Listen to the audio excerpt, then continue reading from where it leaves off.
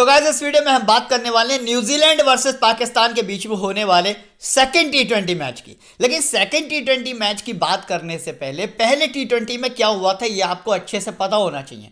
तो जिन लोगों ने मैच देखा था, खेला था, उनको सारा कुछ अच्छे से पता होगा, बट फिर भी मैं आपको एक शॉर्ट मैंने रिव्यू करा देता हूं। देखिए हुआ क्या कि न्यूजीलैंड पहले बैटिंग करने आई और न्यूजीलैंड पाकिस्तान के कंपैरिजन में काफी ज्यादा मजबूत टीम है। उसने 200 से भी ऊपर का स्कोर बनाया। वहीं जब पाकिस्तान बैटिंग करने आई तो सारे के सारे खिलाड़ी मात्र 18 ओवर में ही ऑल आउट हो गए। मतलब इन्होंने पूरे अपने ओवर तक का यूज नहीं कर पाया, पूरी टीम ऑल आउट हो गई और बुरी तरीके से हार गई। तो फिर आज के मैच में क्या होने वाला है, साथ ही साथ जिस पिच पर आज का मैच होगा वो पिच किस तरीके का परफॉर्म करेगी, बल्लेबाजों को मदद मिलेगी, बॉलर्स को मदद मिलेगी, पेसर्स को मिलेगी, स्पिनर्स को मिलेगी, किस तरीके का स्कोर होगा। साथ ही साथ अगर न्यूजीलैंड फर्स्ट बैट करेगी तो आपको किन बल्लेबाजों को लेना है, पाकिस्तान फर्स्ट बैट करेगी तो आपको न्यूजीलैंड के किन बल्लेबाजों को छोड़ना है। तो ये सारी चीजें ही देखने वाले हैं इस वीडियो में, तो वीडियो को आपको बिल्कुल भी स्किप करके नहीं देखना है। साथ ही साथ अब जो लोग चैनल पर पहली बार आए उनको करना क्या है, सबसे पहले तो चैनल को सब्सक्राइब करके रख लेना है। अब वो क्यों जरूरी है, वो इसलिए जरूरी है क्योंकि देखिए आज होने वाला है इंडिया और अफगानिस्तान का सेकंड टी20 मैच। तो अगर आपको उसकी बेस्ट प्रेडिक्शन चाहिए, बेस्ट टीम चाहिए, तो चैनल का सब्सक्राइब होना, साथ ही साथ बेल आइकन प्रेस करना बिल्कुल मत भूलिएगा, जिससे कि मैं जब वीडियो अपलोड करूंगा तो आपको फौरन इमीडिएटली आपके मोबाइल में नोटिफिकेशन पहुंच जाएंगे। साथ ही साथ वीडियो को एक लाइक करना आप बिल्कुल भी मत भूलिएगा। अब मैं आपको बता देता हूं कि भाई आपको टॉस के बाद फाइनल टीम कहां मिलती है। तो देखिए जिस तरीके से लाइनअप आने के बाद और टॉस होने के बाद आप अपनी टीम में बदलाव करते हैं, मैं भी बहुत सारे चेंजेस करता हूं। तो वो चेंजेस करने के बाद जो फाइनल टीम मैं अपनी देता हूं वो देता हूं अपने टेलीग्राम चैनल पर। तो जो लोग मेरी वीडियो पहली बार देख रहे हैं और मेरे टेलीग्राम से अभी तक नहीं जुड़े हैं, उनको करना क्या है, टेलीग्राम पर जाकर सर्च नहीं करना है फैंटेसी एस्ट्रो, बहुत सारे आपको फेक चैनल मिल जाएंगे। आपको सीधे वीडियो के फर्स्ट कमेंट में जाना है और इस लिंक पर क्लिक कर देना है। इस लिंक पर क्लिक करते ही आप मेरे ओरिजिनल टेलीग्राम चैनल से जुड़ जाएंगे। चलिए अब हम बात करेंगे आज के मैच की प्रेडिक्शन की। तो कल के मतलब जो फर्स्ट टी20 हुआ था उसमें क्या क्या हुआ था ये मैं आपको बता चुका हूं। अब हम बात करेंगे सेकंड टी20 की। तो देखिए यहां पर जो मैच होने वाला है वो न्यूजीलैंड पाकिस्तान के बीच में होने वाला है। वेन्यू की अगर यहां पर बात करिए तो सिडॉन पार्क में ये वाला मैच होने वाला है। सबसे पहले बात करूंगा यहां पर पिच रिपोर्ट, क्योंकि पिच रिपोर्ट और टॉस इन दोनों का टीम बनाने में सबसे ज्यादा महत्वपूर्ण योगदान होता है। तो आप सुन लीजिए क्या है पिच रिपोर्ट। यहां पर बैट्समैन को एक्स्ट्रा एडवांटेज मिलता है, सबसे पहला पॉइंट ये हो गया, यानी कि बैटिंग पैराडाइज पिच यहां पर आपको देखने को मिलेगी। जिस तरीके से पहले टी20 में न्यूजीलैंड ने फर्स्ट बैट करके तकरीबन 226 रन का स्कोर किया, उसी तरीके से आज भी अगर न्यूजीलैंड फर्स्ट बैट करने आती है तो आपको 200 से ऊपर का स्कोर बहुत आसानी से देखने को मिल जाएगा। सबसे पहली बात तो ये हो गई। अब बात करेंगे आगे, अगर भाई पाकिस्तान पहले बैट करने आती है तो क्या होगा। तो हालांकि पाकिस्तान के कुछ खिलाड़ी पहले टी20 में जल्दी आउट हो गए थे, जैसे कि हम बात करेंगे मोहम्मद रिजवान की, काफी अच्छे बैट्समैन हैं और बैटिंग पैराडाइज पिच के बेताज बादशाह माने जाते हैं। इनके जल्दी आउट होने की वजह भी थी कि कुछ स्कोर यहां पर कम बना। तो फिलहाल तब भी मान के चलिए कि 180 से लेकर 190 का स्कोर तो पाकिस्तान भी कर देगी अगर वो फर्स्ट बैट करने आती है। अब बात करी जाएगी भाई बॉलिंग साइड की। तो मैं अगर बॉलिंग साइड की बात करूं तो पेसर्स का ही गेम इस वाली पिच पर रहता है, ये ऑफिशियल पिच रिपोर्ट है। लेकिन सेकंड इनिंग में दबाव के कारण स्पिनर्स को भी यहां पर विकेट मिलते हैं। ऐसा नहीं कि स्पिनर्स को बिल्कुल ही विकेट नहीं मिलते, लेकिन सेकंड इनिंग में स्पिनर्स को विकेट मिलने की संभावना ज्यादा होती है, या फिर अगर मान लीजिए स्ट्राइक रेट इश्यू है या बहुत ज्यादा दबाव आ रहा है, ऐसे टाइम पर भी स्पिनर्स को यहां पर विकेट मिल जाते हैं। आगे बात करेंगे इसी वेन्यू पर हुए कुछ लेटेस्ट मैच, तो आपको और ज्यादा क्लियर हो जाएगा। अब देखिए यहां पर इसी वेन्यू पर न्यूजीलैंड ने बांग्लादेश के खिलाफ 210 रन का स्कोर किया था। यहां पूरे मैच में ना बहुत कम विकेट गिरे थे, क्योंकि न्यूजीलैंड एक मजबूत टीम है, उसके मात्र 3 विकेट गिरे। बांग्लादेश कमजोर टीम है, उसके मोस्टली यहां पर विकेट गिर गए। किसके हाथ में गए, यहां पर 6 विकेट जो है वो पेसर्स के हाथ में गए और 5 विकेट यहां पर स्पिनर्स के हाथ गए। मैंने आपको पहले बोला था सेकेंड इनिंग में स्पिनर्स यहां पर विकेट ले सकते हैं। वही बात करूंगा अब यहां पर एक और मैच की। तो यहां पर अच्छा ये तो खैर डोमेस्टिक मैच है, इसकी बात हम नहीं करेंगे। तो फाइनली एक ही यहां पर इंटरनेशनल मैच हुआ है जहां पर आप देखोगे कि न्यूजीलैंड ऑलरेडी यहां पर खेल चुकी है और एक बड़ा स्कोर कर चुकी है। तो आप अंदाजा लगा लीजिए बैटिंग पैराडाइज पिच है, पेसर्स यहां गेम में रहेंगे और सेकंड इनिंग में यहां पर स्पिनर्स को विकेट मिलने की संभावना है। तो ये तो हो गई आज की ओवरऑल पिच रिपोर्ट। अब यहां पर हम बात कर लेते हैं दोनों टीमों की हेड टू हेड परफॉर्मेंस की। तो देखिए अगर हम ऑफिशियल डाटा देखें तो यहां पर न्यूजीलैंड ने मात्र 13 बार और पाकिस्तान ने 20 बार हराया। लेकिन ये ऑफिशियल डाटा वो है जो आज तक के सारे टी20 मैच हैं। यानी कि एक टाइम वो भी था जब पाकिस्तान के पास बहुत ज़्यादा मजबूत खिलाड़ी थे, एक टाइम वो भी था जब न्यूजीलैंड के पास कमज़ोर खिलाड़ी थे, ऐसे में ये ऑफिशियल डाटा बना है। लेकिन अगर हम आज की डेट की बात करें, रिसेंट मैच परफॉर्मेंस की बात करें, तो देखिए न्यूजीलैंड ने 3 बार और पाकिस्तान ने सिर्फ 2 बार हराया। वहीं अगर हम रिसेंट मैच परफॉर्मेंस की बात करें इंडिविजुअल की, तो न्यूजीलैंड अपना लास्ट वाला मैच जीती और पाकिस्तान अपना मैच हार के आ रही है। तो ये तो कहीं ना कहीं से जाहिर सी बात है कि न्यूजीलैंड ही आज के मैच में आपको फेवरेट दिखने वाली है। बात करी जाएगी अब दोनों टीमों की प्लेइंग 11 की, तो देखिए यहां पर न्यूजीलैंड में आपको फिन एलन के साथ डिवाइन कॉनवे ओपनिंग करते हुए दिखेंगे। इसके बाद केन विलियमसन आने वाले हैं, डेरी मिचेल है, गिल फिलिप्स है, चैपमैन है, एडम मिलने है, आइसोडी है, मैट हेनरी है, टिम साउदी और बिन सीयर्स है। तो न्यूजीलैंड अपने टीम में किसी भी तरीके का बदलाव करे ऐसा अभी तक किसी भी ऑफिशियल रिपोर्ट में नहीं आया है। यानी कि जो स्क्वाड आपको लास्ट मैच में मिला था वही मिलने वाला है। बात करेंगे अब यहां पर पाकिस्तान से पॉसिबल 11 की, तो सैम अयूब के साथ आपको मोहम्मद रिजवान ओपनिंग करते हुए देखेंगे और विकेट कीपिंग भी मोहम्मद रिजवान ही करने वाले हैं। इसके बाद बाबर है, फखर है, इफ्तिकार अहमद है, आजम खान है, अमीर जमाल है। इसके बाद शाहिनशाह अफरीदी है, उसामा मेरे, अब्बास अफरीदी और हरीश राउफ है। तो इसका भी आप स्क्रीनशॉट ले लीजिए, लगभग यही 11 खिलाड़ी आपको मिलने वाले हैं।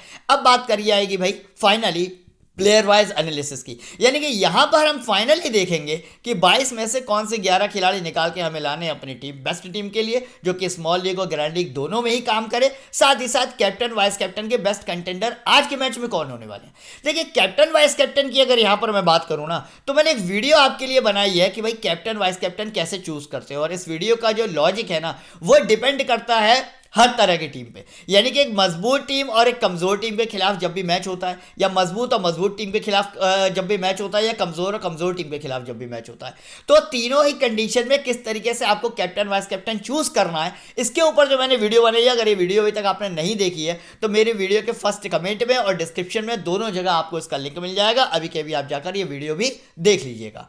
तो बात करी जाएगी फाइनली प्लेयर वाइज एनालिसिस की, तो बात करेंगे यहां पर सबसे पहले विकेट कीपर कैटेगरी की। तो भाई विकेट कीपर कैटेगरी में यहां पर आपको मिलने वाले 3 ऑप्शन, यानी कि डिवाइन कॉनवे आपको मिलेंगे, मोहम्मद रिजवान आपको मिलेंगे, आजम खान आपको मिलेंगे। सबसे पहले यहां पर बात करूंगा आजम खान की। देखिए इंटरनेशनल टी20 मैच और वो भी इतनी ज्यादा मजबूत टीम के खिलाफ खेलने का एक्सपीरियंस आजम खान को तो बिल्कुल भी नहीं है। जैसा कि आपको पता है कि अभी तक मात्र 6 मैच में 5 इनिंग खेली है, 17 रन बनाया, लास्ट वाले मैच में भी 10 रन पे आउट हो गए थे। 4th डाउन यानी कि 6वें नंबर पर बैटिंग आती है, कहीं से कहीं तक आपके काम आने वाले नहीं है। इवन ग्रैंड लीग में भी आपको ट्राई नहीं करना है। लेकिन अब जो बाकी के 2 प्लेयर बचते हैं, यानी कि डिवाइन कॉनवे हो गए, मोहम्मद रिजवान हो गए, दोनों बैटिंग पैराडाइज पिच के बेताज बादशाह हैं। दोनों के पास विकेट कीपर का बैकअप रहेगा, तो दोनों ही प्लेयर आज के गेम में आपके लिए बहुत ज्यादा इंपॉर्टेंट साबित होंगे। अब माना कि लास्ट वाले मैच में डिवाइन कॉनवे 0 पे आउट हो गए, हालांकि ये इतने ज्यादा मजबूत खिलाड़ी है और इंटरनेशनल टी20 के इतने बड़े प्लेयर हैं कि कई सारे लोगों ने हो सकता है लास्ट वाले मैच में डिवाइन कॉनवे को कैप्टन वाइस कैप्टन के लिए ट्राई भी किया हो। लेकिन मैं आपको बता दूं कि दोबारा से आप इनको कमबैक करिए, बहुत ही जबरदस्त प्लेयर है और पाकिस्तान जैसी टीम के खिलाफ एक अच्छा स्कोर करने का मादा रखते हैं। तो दोनों ही विकेट कीपर आज के गेम में बहुत ज्यादा इंपॉर्टेंट रोल प्ले करने वाले हैं। आगे बात करूंगा न्यूजीलैंड से बैटिंग सेक्शन की। फिन एलन की अगर बात करूं तो बस ऐसा समझ लिए कि जैसा रहमुल्लाह गुरबाज है वैसे ही फिन एलन है। रहमुल्लाह गुरबाज जो कि अफगानिस्तान के प्लेयर हैं, मैं उनकी बात कर रहा हूं, totally hit and miss type के प्लेयर है। मतलब 10-8 मैच होंगे तो उनमें से कोई एक मैच ऐसा होगा जिसमें अच्छा स्कोर कर देंगे, वरना ऑल टाइम फ्लॉप रहने वाली ही प्लेयर है। अब वो भी अच्छा स्कोर कभी कभार क्यों कर देते हैं, क्योंकि जब न्यूजीलैंड फर्स्ट बैट करने आती है तो ये ओपनिंग पे आने वाला बल्लेबाज है, बैटिंग पैराडाइज पिच होती है, थोड़ा सपोर्ट मिल जाता है और वही 30-35 रन बना देते हैं। वही किया इन्होंने लास्ट वाले मैच में, 34 रन का स्कोर किया। लेकिन मैं आपको फिर बता दूं, फिन एलन के बनने से ऐसे स्कोर बहुत कम आते हैं। तो हाँ, ग्रैंड लीग के तो किसी कॉम्बिनेशन में आपको ट्राई करना है, लेकिन स्मॉल लीग में कहीं से कहीं तक आपके काम आने वाले हैं नहीं, आप ड्रॉप करके इनको जा सकते हैं। आगे बात करूंगा अब यहाँ पर केन विलियमसन की। तो भाई न्यूजीलैंड का सबसे ज्यादा एक्सपीरियंस्ड और ओल्ड खिलाड़ियों में से केन विलियमसन आते हैं। साथ ही साथ कोई भी सीरीज खेले, या आईपीएल खेले या फिर इंटरनेशनल सीरीज के लिए या किसी भी तरीके की, हमेशा अच्छा परफॉर्म करते हैं। आप देखोगे लास्ट वाले मैच में भी 57 रन का स्कोर किया। इससे पहले भी आप देखोगे यहाँ पर 61 है, 46 है, 61 है, 40 है, यहाँ पर 59 है। हमेशा एक अच्छा स्कोर करते हैं और टी20 के तो बादशाह माने जाते हैं। और खास तौर से जब सामने वाली टीम पाकिस्तान हो तो ऐसे में केन विलियमसन के चलने के चांसेस और ज़्यादा बढ़ जाते हैं। मतलब मस्ट पिक आपके होने चाहिए, टीम में रखना ही रखना है आपको, चाहे तो आप सीवीसी के लिए भी ट्राई कर सकते हैं। आगे बात करूंगा अब यहाँ पर ग्लेन फिलिप्स की। देखिए प्लेयर बहुत अच्छे हैं और ज़बरदस्त हिटर है, और अगर फॉर्म की बात करेंगे तो वो भी बहुत अच्छी चल रही है। बट दिक्कत ये है कि 3rd डाउन यानी कि 5वें नंबर पे बैटिंग आती है। तो अगर न्यूजीलैंड फर्स्ट बैट करती है तो ऐसे में चांसेस हैं कि गलेन फिलिप्स की बैटिंग आएगी और वो आपको तकरीबन 25-30 या 35 रन बना के दे देंगे। लेकिन वहीं अगर न्यूजीलैंड सेकंड बैट करेगी ना, तो टॉप ऑर्डर इतना ज़्यादा मजबूत है, डिवाइन कॉनवे हो गया, केन विलियमसन हो गए और भी बहुत सारे प्लेयर हैं जो कि एक अच्छा खासा स्कोर करेंगे, तब गलेन फिलिप्स की बैटिंग ना आने की उम्मीद हो जाएगी। यानी कि ग्रैंड लीग में और वो भी न्यूजीलैंड की फर्स्ट बैट में आप गलेन फिलिप्स को अपनी टीम में डेफिनेटली ट्राई कर सकते हैं। बाकी स्मॉल लीग में इतना काम आने वाले नहीं है। चैपमैन की अगर बात करूं तो अच्छे फिनिशर है। अब जैसे मान के चलिए कि वो जो विकेट कीपर हैं आपके, मतलब अभी मुझे नाम ध्यान उनका नहीं आ रहा है, हेनरिच क्लासन, अब नाम याद आया, ठीक है। तो हेनरिच क्लासन जिस तरीके के प्लेयर हैं, जैसे कि आपने देखा होगा, बहुत अच्छे विकेट कीपर है और बहुत अच्छे फिनिशर है। यानी कि वो अगर 5वें-6वें नंबर पे बैटिंग करने आते हैं ना, तो अपने हिस्से के रन बना के दे देते हैं। उसी तरीके के चैपमैन है, लेकिन दिक्कत बस वही है कि बैटिंग बहुत कम आती है। तो ऐसे में चैपमैन भी स्मॉल लीग में तो आपके काम आने वाले नहीं है, लेकिन ग्रैंड लीग में आपको रखना पड़ेगा। क्यों? ये आपके हो जाएंगे ट्रम्प पिक। अब देखिए, कभी कभी ऐसा भी होता है, मैं आपको बता दूं, आपने कई सारे ऐसे मैच देखे होंगे जिसमें इंडिया जैसी मजबूत टीम जब एक कमजोर टीम के खिलाफ भी खेलती है ना, तो सारे के सारे प्लेयर जो है वो 80-90 रन पे आउट हो जाते हैं, है ना।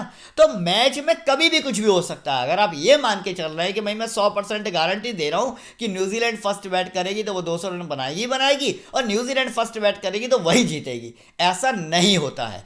किन प्लेयर्स के कौन सा दिन खराब आ जाए पता नहीं होता, इसलिए ग्रैंड लीग वही लोग जीतते हैं ना जो लोग हर तरीके के सिनेरियो को अपने दिमाग में रख के चलते हैं। कितनी ही मजबूत टीम सही न्यूजीलैंड, लेकिन ऐसा भी हो सकता है कि पाकिस्तान उसको बुरी तरीके से रौंद डाले और न्यूजीलैंड जो है ना वो 100 रन भी ना बना पाए।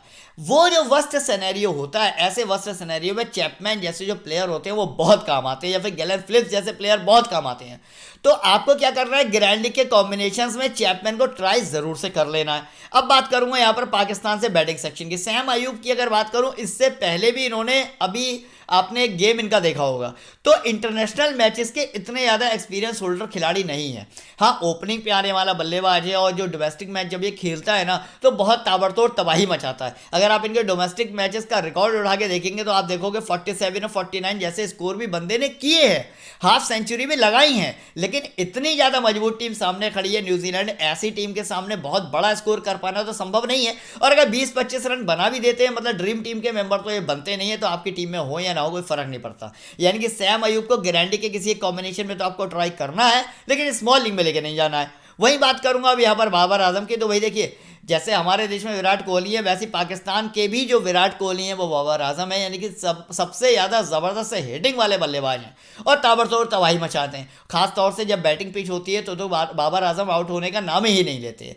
तो मतलब मस्ट पिक आपके होने चाहिए, इनको तो आपको अपनी टीम में रखना ही रखना है। अब बात करूंगा यहाँ पर फ़खर जमान की। देखिए, प्लेयर ये भी काफ़ी ज़्यादा एक्सपीरियंस है, 77 मैच में 1448 रन है, 22 का एवरेज है। लेकिन दिक्कत ये है ना कि फ़खर जमान पर मैं भरोसा बहुत कम करता हूँ, क्योंकि कभी कभार ही चलते हैं। आप आईपीएल भी उठा के देखोगे ना तो 5 मैच में से कोई एक मैच ऐसा होगा जब फ़खर जमान रन बनाएंगे, वरना फ़खर जमान ऑलमोस्ट वही 15-20 पे आउट हो जाते हैं और वही इनका सिलसिला हमेशा चलता रहता है। तो फ़खर जमान को भी मेरे हिसाब से ग्रैंड लीग में तो आपको ट्राई करना चाहिए, क्योंकि कभी कभी फ़खर जमान बहुत बड़ा स्कोर भी कर देते हैं अकेले।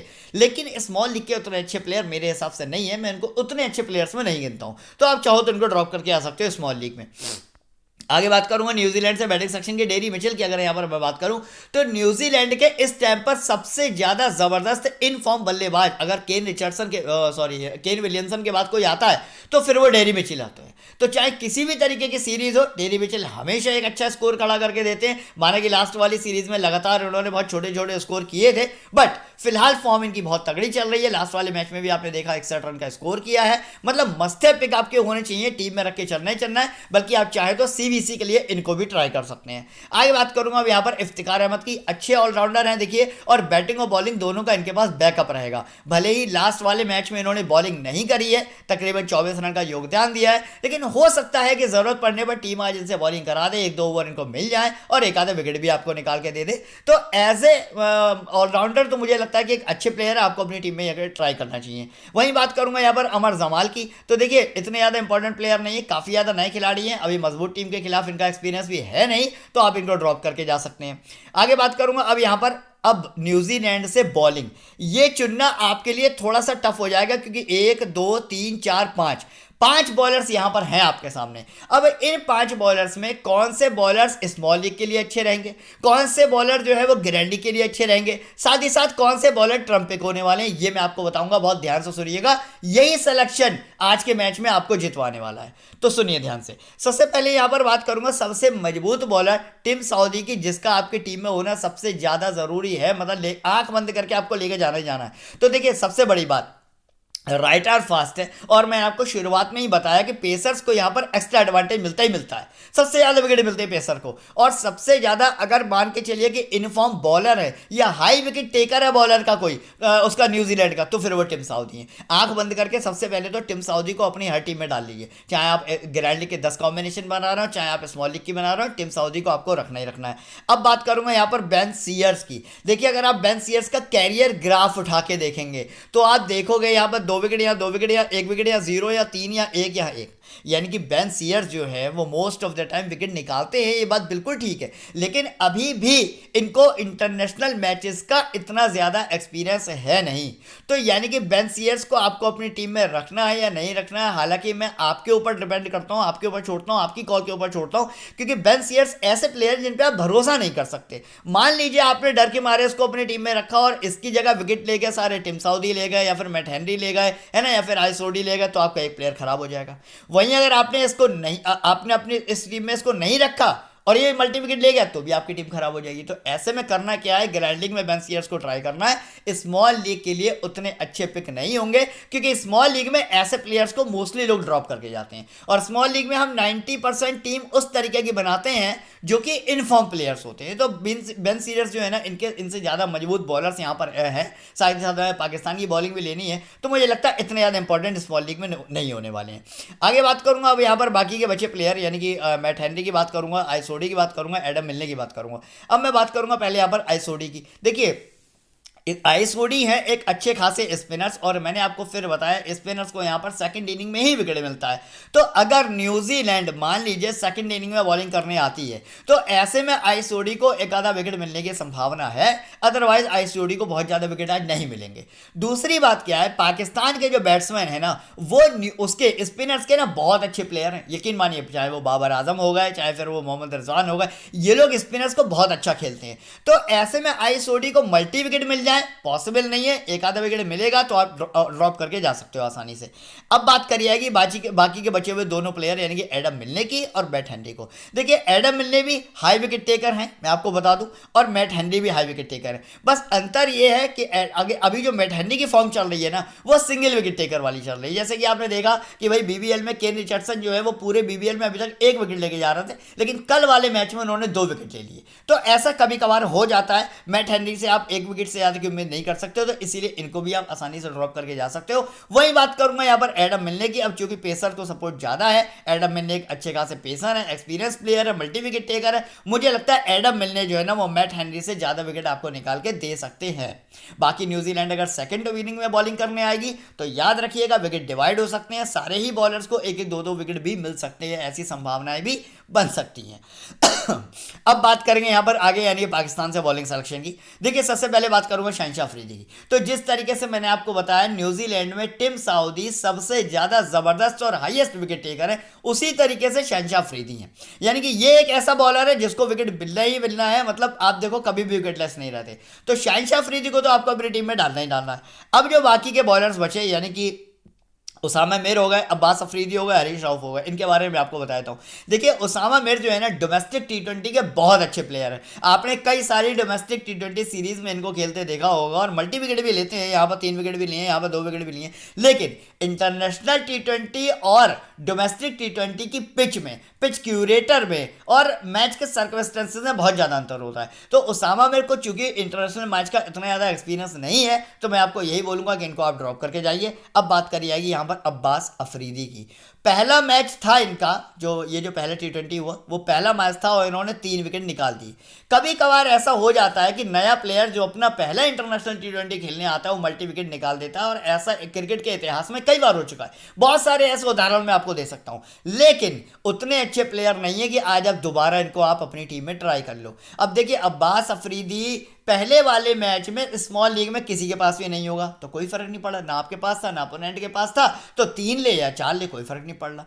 अब बात करूंगा यहाँ पर ग्रैंड लीग की, तो भैया ग्रैंड लीग में तो वही अच्छी रैंक ला पाता है जो हर एक प्लेयर को 22 के 22 खिलाड़ियों का इस्तेमाल करता है और हर एक सर्कमस्टेंसेस के हिसाब से टीम बनाता है। तो अब्बास अफरीदी को ग्रैंड लीग में भले आप ट्राई कर लो, स्मॉल लीग के लिए बिल्कुल भी अच्छे ऑप्शन आपके लिए नहीं होंगे। आगे बात करूंगा यहाँ पर हरीश राव की, तो जिस तरीके से टिम साउदी के बाद मैंने आपको बताया कि भाई एडम मिलने और मैट हेनरी में से आप चॉइस कर सकते हो, उसी तरीके से हरीश राव के बारे में आपको बता दूं सेकंड नंबर के सबसे ज़्यादा हाईएस्ट विकेट टेकर है पाकिस्तान से। यहाँ 2 विकेट, यहाँ 4 विकेट, यहाँ 4 विकेट, यहाँ 2 विकेट, यहाँ 1 विकेट, यहाँ 2 विकेट। लास्ट वाले मैच में भी अच्छी परफॉर्मेंस दिखाई है। मतलब जैसे कहना चाहिए मस्ट हैव पिक आपके होने चाहिए अगर शाहिन शाह अफरीदी को आप अपनी टीम में लेके जा रहे हो, तो हरीश राव भी उनके साथ पूरी सपोर्ट में रहेंगे और मल्टी विकेट टेकर है, ये भी आपकी टीम में होने चाहिए। तो ये तो हो गया overall player wise analysis. Finally बात कर लेते हैं भाई हमारे बेंच पे कौन कौन बैठा है। तो टिम सेफर्ड है, सेंटनर है, लॉकी फर्गूसन है, क्लार्के हैं, इसके बाद आपके अहमद हैं, है ना, इसके बाद मोहम्मद वसीम है, फरहान है, मोहम्मद नवाज है। इनमें से कोई भी खेलने वाला नहीं है। और अगर कोई भी मान लीजिए प्लेइंग 11 में उठ के आता है, जैसे कि मान लीजिए मोहम्मद नवाज अगर प्लेइंग 11 का हिस्सा बनते हैं, तो मैं आपको लास्ट मोमेंट पे टेलीग्राम पे अपडेट कर दूंगा। तो भाई ये तो हो गया overall player wise analysis. Finally हम देख लेते हैं भाई हमारे टीम कॉम्बिनेशन में कौन कौन से प्लेयर होने चाहिए और कैप्टन वाइस कैप्टन के बेस्ट कंटेंडर आज कौन होंगे, यानी कि बैटिंग सेक्शन से होंगे या बॉलिंग सेक्शन से होंगे, ये देखेंगे हम अपने वीडियो के अगले सेक्शन में। लेकिन उससे पहले मैं आपको बता दूं कि जो लोग कई सारी एप्लीकेशन ट्राई कर चुके हैं, यानी कि माई 11 सर्किल हो गया, ड्रीम 11 हो गया, विजन 11 हो गया, रियल 11 हो गया, लेकिन उसके बाद भी उनकी विनिंग नहीं हो पा रही है। यानी कि वो स्मॉल लीग खेलने जाते हैं, 3-4 कॉन्टेस्ट लगाते हैं, वो भी हार जाते हैं। ग्रैंड लीग खेलने जाते हैं तो चाहे 29 रुपए की खेले चाहे 39 रुपए की खेले, या तो उनकी एंट्री वापस आती है और या कभी कभी ये भी वापस नहीं आती है। तो देखिए आपकी गलती ये है कि आप गलत प्लेटफॉर्म पे खेलते हो। देखिए अगर आप फैंटेसी के एक बिगिनर यूजर हो, यानी कि आपको फैंटेसी खेलते हुए 6 महीने से लेकर 1 साल हुआ है और आप बहुत अच्छी टीम नहीं बना पाते हो और यूट्यूबर को फॉलो करके उनकी टीम के हिसाब से खेलते हो, तो ऐसे में आपको बड़ी एप्लीकेशन पर कभी भी नहीं खेलना चाहिए। उसका नुकसान क्या होता है मैं आपको बता देता हूँ। देखिए ड्रीम 11 प्लेटफॉर्म अलग है, यहाँ पर जाते हैं लोग 1 करोड़ या 2 करोड़ को जीतने के लिए। हेड टू हेड खोलने ना कोई भी ड्रीम 11 पर कभी भी नहीं जाता, उसकी एक वजह है, सबको पता है ड्रीम 11 पर वही यूज़र खेलता है ना जो या तो बहुत अच्छी टीम बनाता है और या कई साल का एक्सपीरियंस रखता है। तो ऐसे में हेड टू हेड की टीम में आप उनको बीट नहीं कर पाओगे। कई बार तो लोग ये कहते हैं ड्रीम 11 जो है वो रोबोटिक्स टीम लगाता है, तो ऐसे में स्मॉल लीग खेलने तो ड्रीम 11 पे आना बहुत बड़ी बेवकूफ़ी है। हाँ ग्रैंड लीग के 1 करोड़ का आपका लालच है, आपको अपनी किस्मत आजमानी है, बिल्कुल मैं आपसे कहता हूँ खेलो, लेकिन स्मॉल लीग आपको खेलनी चाहिए स्मॉल एप्लीकेशन पर, क्योंकि यहाँ पर 6 महीने से लेकर 1 साल पुराने एक्सपीरियंस वाले लोग होते हैं जिनकी टीम को आप आसानी से बीट कर लेते हो। तो करना क्या है, अगर आप भी मेरी तरह इस एप्लीकेशन पर विनिंग करना चाहते हो, आप देखो 440 पॉइंट है, जबकि अगर टीम आप खोल के देखोगे तो यहाँ पर वाइस कैप्टन हो गया था पूरी तरीके से फ्लॉप। आप देखो यहाँ पर मेरा जो वाइस कैप्टन है पूरी तरीके से फ्लॉप हो गया था, उसके बाद भी यहाँ पर मैंने सारे के सारे कॉन्टेस्ट अल्ट्रा क्लूसिव कर लिए। तो सीधा सा मतलब ये है स्मॉल एप्लीकेशन पर, लो कंपटीशन एप्लीकेशन पर जब आप खेलते हो ना, विनिंग आपकी यहाँ पर आसानी से हो जाती है। तो जो लोग काफ़ी ज़्यादा लॉस में है, बड़ी एप्लीकेशन में बहुत ज़्यादा हार चुके हैं, उनको करना क्या है, मेरी वीडियो के फर्स्ट कमेंट में जाना है, यहाँ पर आपको मेरी एक एप्लीकेशन का लिंक मिलेगा, क्रिकफैन एप्लीकेशन। इसको डाउनलोड करना है, इंस्टॉल करना है, डिपॉजिट करना है और मेरी टीम से यहाँ पर खेलना है। डेफिनेटली आप अगर स्मॉल लीग में 10 कॉन्टेस्ट खेलने जा रहे हो तो कम से कम 9 कॉन्टेस्ट आप जीतोगे। ग्रैंड लीग में अगर आप 29 रुपये लगा रहे हो तो कम से कम 100, 200, 500 रुपये आप लेके जाओगे। तो करना क्या है, एप्लीकेशन को डाउनलोड करना है और यहाँ पर अपनी जर्नी को स्टार्ट कर देना है। अब बात करेंगे फाइनली यहाँ पर आज की टीम के कॉम्बिनेशन की। विकेट कीपर कैटेगरी में मैं ऑलरेडी आपको बता चुका हूँ कि भाई रिजवान और कॉनवे दोनों ही बहुत अच्छे ऑप्शन होने वाले हैं, इनको तो आपको अपनी टीम में रख के चलना ही चलना है। बॉलिंग सेक्शन की बात करूंगा, Shaheen Afridi, Tim Southee, Haris Rauf, Adam Milne, ये 4 बॉलर आपको अपनी टीम में मस्ट हैव पिक के रूप में रखना ही रखना है। बाकी आप लोग चाहो तो एडम मिलने की जगह मैट हेनरी को भी ट्राई कर सकते हो। आगे बात करूंगा अब, अच्छा हाँ, सेकंड इनिंग में अगर मान लीजिए न्यूजीलैंड बॉलिंग करती है तो ऐसे में आप सोडी को भी ट्राई कर सकते हैं। ऑलराउंडर सेक्शन की अगर बात करूंगा तो यहाँ पर डेरी मिचेल, जो कि कुछ ओवर बॉलिंग भी कराएंगे, इस टाइम पर सबसे ज़्यादा इन्फॉर्म बैट्समैन या बल्लेबाजों में से आ रहे हैं, तो मतलब आपके मस्ट हैव पिक होने ही चाहिए। वहीं बात करूंगा बैटिंग सेक्शन की, बाबर आजम, केन विलियमसन को तो किसी भी हाल में आपको छोड़ना ही नहीं है। बाकी फ़खर जमान को चाहो आप अपनी टीम में ट्राई कर सकते हो। गैलन फिलिप्स को अगर न्यूजीलैंड फर्स्ट बैट करेगी तो आपको अपनी टीम में रखना ही रखना है। अब एक ऑलराउंडर है जिसका नाम है इफ्तिकार अहमद, जो कि बैटिंग और बॉलिंग दोनों का बैकअप देता है। कभी कभी होता क्या है, पाकिस्तान का जो टॉप ऑर्डर है वो जल्दी आउट हो जाता है, चाहे वो रिजवान हो गए, चाहे वो बाबर आजम हो गए। ऐसे में जब भी इफ्तिकार अहमद बैटिंग करने आते हैं तो वो हमेशा एक अच्छा स्कोर करते हैं। साथ ही साथ एक से मतलब कम से कम 2 से लेकर 3 ओवर इफ्तिकार अहमद बॉलिंग भी कराएंगे तो 1 से लेकर 2 विकेट भी आपको निकाल के दे सकते हैं। तो ये एक ऐसा ट्रस्टेड ऑलराउंडर है पाकिस्तान का, जिसको आप अपनी टीम में लेके जा सकते हो, जो आपकी टीम खराब नहीं करेगा, आपको कम से कम 35 से लेकर 50 के बीच में पॉइंट दे सकता है। तो इसीलिए इसको मैंने अपनी टीम में जगह दी है। बात करेंगे अब यहाँ पर कैप्टन वाइस कैप्टन की। देखिए, कहने को देखा जाए तो मजबूत टीमों में से आती है न्यूजीलैंड, और पाकिस्तान में इतनी ज़्यादा कमज़ोर टीम नहीं है, लेकिन फिर भी विकेट तो आज अच्छे खासे गिरेंगे। किसके? पाकिस्तान के। न्यूजीलैंड के विकेट गिरने की बहुत कम संभावना है। ऐसे में टिम साउदी जो कि एक मल्टी विकेट टेकर है, तो आप कैप्टन ट्राई कर सकते हो। वहीं बात करूंगा वाइस कैप्टन की, तो देखिए रन भी आप अच्छे खासे बनते हुए आप देखोगे, क्योंकि बैटिंग पैराडाइज पिच है। तो बाबर आजम, केन विलियमसन और डेरी मिचेल, ये 3 ऐसे प्लेयर हैं जिनके बल्ले से आज आपको एक बड़ा स्कोर देखने को मिलेगा। कौन वे भी कर सकते हैं, ऐसी बात नहीं है। इन चारों में से स्मॉल लीग में आप किसी को भी वाइस कैप्टन ट्राई कर सकते हो, किसी को भी। आप चाहो तो बाबर को ट्राई कर लो, केन विलियमसन को ट्राई कर लो, सारे के सारे अच्छे प्लेयर हैं। लेकिन डेरी मिचेल को यहां पर वाइस कैप्टन बनाने में आपको फायदा क्या होने वाला है? डेरी मिचेल की एक तो बैटिंग ऊपर आती है, साथ ही साथ केन विलियमसन, बाबर या उसमें से डिवाइन कॉर्वे में से कोई भी बॉलिंग नहीं करेगा, लेकिन डेरी मिचेल बॉलिंग भी करेगा। यानी कि बैटिंग के साथ बड़े पॉइंट देने के साथ साथ बॉलिंग से आपको विकेट निकाल के भी दे सकते हैं। ऐसे में डेरी मिचेल जो है ना, मान के चलिए वाइस कैप्टन के बहुत अच्छे कंटेंटर बन जाते हैं। तो फिलहाल के लिए तो मैं यहाँ पर टिम साउदी और डेरी मिचेल का कॉम्बिनेशन बना रहा हूँ, लेकिन फिर भी ये मेरा फाइनल कॉम्बिनेशन नहीं है। फाइनल कॉम्बिनेशन जो होगा वो इस बात के ऊपर डिपेंड करेगा पहले बैटिंग कौन करता है। मान लीजिए न्यूजीलैंड ने सेकंड बैट करी, तो मैं ग्लेन फिलिप्स को अपनी टीम से हटा दूंगा और तब मैं यहाँ पर फकर जमान को अपनी टीम में रखूंगा, क्योंकि पाकिस्तान पहले बैट करेगा, फकर जमान को पूरा मौका मिलेगा। ठीक है। साथ ही साथ अब यहाँ पर आईएसओडी को टीम में रखना है या नहीं रखना है, ये डिपेंड करेगा कि भाई बॉलिंग बाद में कौन कर रहा है, और साथ ही साथ पिच रिपोर्ट फाइनल वाली क्या आने वाली है। तो बहुत सारे चेंजेस अभी इस टीम में होना संभव है, यानी कि ये फाइनल टीम नहीं है। तो फाइनल टीम आपको मिलेगी टेलीग्राम चैनल पर, वो भी टॉस होने के बाद। तो करना क्या है, जो लोग अभी भी टेलीग्राम से नहीं जुड़े हो, वीडियो के फर्स्ट कमेंट में जाओ, टेलीग्राम से जुड़ जाओ। स्मॉल लीग की फाइनल टीम तो आपको यहाँ पर मिलेगी, ग्रैंड लीग के कॉम्बिनेशन भी आपको यहाँ पर मिलेंगे। और साथ के साथ जिन लोगों ने अभी तक चैनल को सब्सक्राइब नहीं किया है, चैनल को सब्सक्राइब करके बेल आइकन प्रेस कर दें, क्योंकि ठीक 11:45 पर इंडिया वर्सेस अफगानिस्तान की प्रेडिक्शन आपको मिलने वाली है, जिसकी वजह से आप बहुत अच्छी विनिंग कर सकते हो। तो चलिए इसी के साथ इस वीडियो को फिनिश करेंगे। मिलेंगे अब इंडिया वर्सेस अफगानिस्तान के सेकंड T20 मैच की वीडियो में ठीक 11:45 पर। तब तक वीडियो देखने का बहुत बहुत धन्यवाद।